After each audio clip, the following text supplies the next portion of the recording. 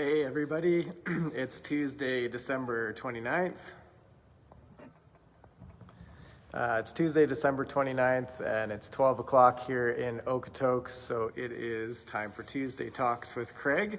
And it's hard to believe this is the last Tuesday of 2020, and I started doing these Tuesday Talks back in, I think it was March or April, and as a staff here at the church, we've been doing different daily live streams.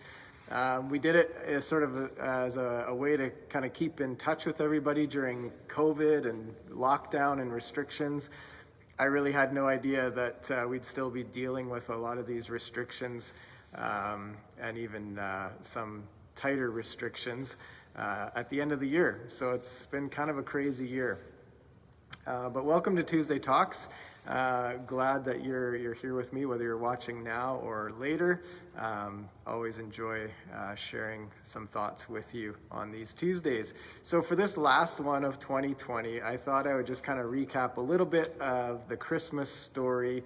Hopefully you're not too tired of Christmas, and hopefully you had a Merry Christmas. I know it's been a very different one. Lots of talk about COVID Christmas and what that looked like, and so there's probably Zoom calls and FaceTiming and a lot less interaction with people. Christmas for us in the Somerville home is always a fairly busy time of year. It's a busy season. As a family, we kind of packed a bunch of sort of big family events into the Christmas season. So Christmas Day, December 25th, our firstborn was born. So our daughter Emma turned 18 on Christmas this past week. And we've often done like a drop-in kind of birthday party for her, and we had to sort of rethink what we were going to do with that to make the day special for her. We got married the week before Christmas. For some crazy reason, we thought that would be a good idea. So December 18th is Tammy and I, our anniversary.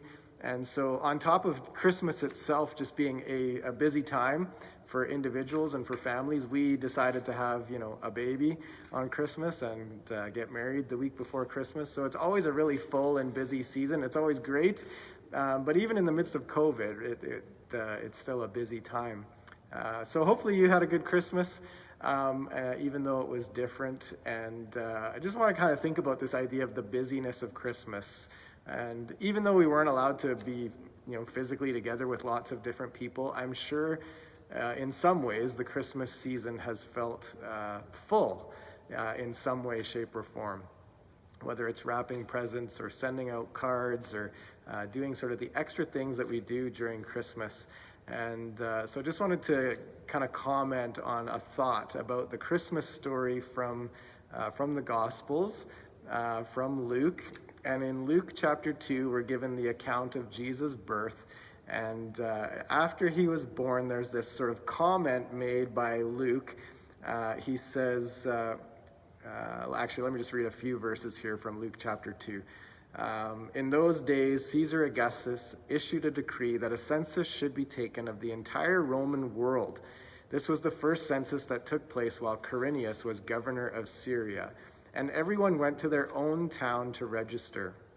So Joseph also went up from the town of Nazareth in Galilee to Judea, to Bethlehem, the town of David, because he belonged to the house and line of David. He went there to register with Mary, who was pledged to be married to him and was expecting a child. And while they were there, the time came for the baby to be born, and she gave birth to her firstborn, a son. She wrapped him in cloths and placed him in a manger, because there was no guest room available for them. And I want us to just think about this reality that there was no guest room. There was no room available for Mary and Joseph. There was no room available for Jesus, the Son of God, to be born. And so they had to go to a stable or a manger or a cave, some space that the innkeeper gave them that wasn't an actual room. Bethlehem was a very crowded village in that time because of this census that was taking place. There was lots of people there that wouldn't normally be there. It was a very busy time in that little town. And in our lives, maybe we can relate that we often live in a state of busyness And I'm imagining that even in the midst of lockdown and in the midst of restrictions, you've probably found things to fill your life with. And if you haven't found things to do, maybe your mind just feels busy. Often our thoughts are just constantly going, and the noise and the clutter in our minds doesn't stop. So Christmas is a busy season. In the first Christmas, when Jesus was born, it was a busy season. There was no room for him. And in our lives, maybe we would sort of relate to that we struggle to make room for Jesus. We're approaching the new year, 2021, and often people sort of reflect on the year that's happened, the year that's passed, and look ahead to the year that's coming. And I'm sure many of you are looking forward to a fresh start and a new year and leaving some things behind in 2020. And often when we get to this window of time between Christmas and New Year's, we start to think about maybe new things, new habits, new goals, New Year's resolutions and those sorts of things. And so maybe you have goals about your health, or goals about your finances, or goals about relationships, and different things that you maybe want to turn into resolutions, right? New Year's resolutions. So I want to ask a question that might inform a resolution that you might make. When Jesus arrived some 2,000 years ago, there was no room for him, but he still showed up. He found a way. And I believe Jesus wants to show up in our lives.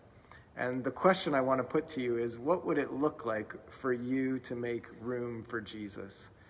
Through Advent, we talked about the different, on these Tuesday talks, I talked about the different Advent candles and the meanings behind them, the candle of hope, and the candle of peace, and the candle of joy, and the candle of love. And all of these sort of point us to Jesus. Jesus is our hope. Jesus is our peace. Jesus is our joy. Jesus is our love. And if we don't make room for him, I don't think we're going to experience in its fullness those things that Jesus wants to bring into our lives. We're not going to experience the fullness of hope. We're not going to experience the fullness of his peace. We're not going to experience the fullness of his joy or his love if we don't make room for him.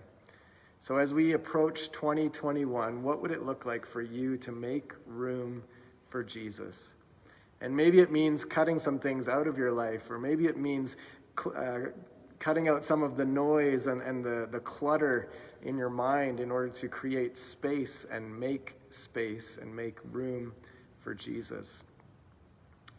We are in some form of lockdown here in Alberta and most regions across the country. And there's opportunity. If we're not as busy in our calendar, there's opportunity that we can actually make more room for Jesus. So I want to just encourage you as you're approaching the new year to be thinking through some things like that. What would it look like for you to make room for Jesus?